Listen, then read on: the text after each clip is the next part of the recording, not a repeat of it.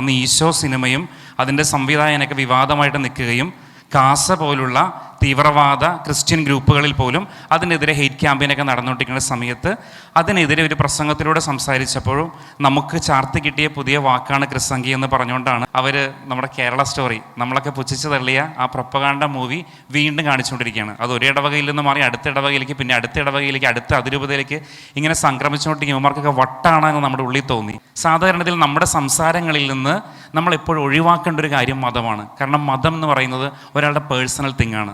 മതം പലപ്പോഴും അനാവശ്യമായ നിലപാടുകളിലേക്കും വിശ്വാസം മനുഷ്യനിലേക്ക് ഇതുപോലുള്ള പ്രൊപ്പഗാണ്ടകളും രാഷ്ട്രീയം അടിച്ചേൽപ്പിക്കാനായിട്ട് ഉപയോഗിക്കപ്പെടുന്ന ഒരു കാലഘട്ടത്തിൽ ഒരുപക്ഷെ നമ്മളത് പറയണം. എപ്പോഴും ശുദ്ധീകരണം ഉണ്ടാകേണ്ടത് പുറത്തുനിന്നല്ല, ഉള്ളിൽ നിന്നാണ്. ആ ഉള്ളിൽ നിന്ന് തന്നെ പൊളിക്കൽ തുടങ്ങണം. ഞാൻ പലപ്പോഴും ചിന്തിക്കാറുണ്ട്, ഞാൻ അച്ഛനായത് പൊളിക്കാൻ വേണ്ടി തന്നെയാണെന്നുള്ളതാണ്.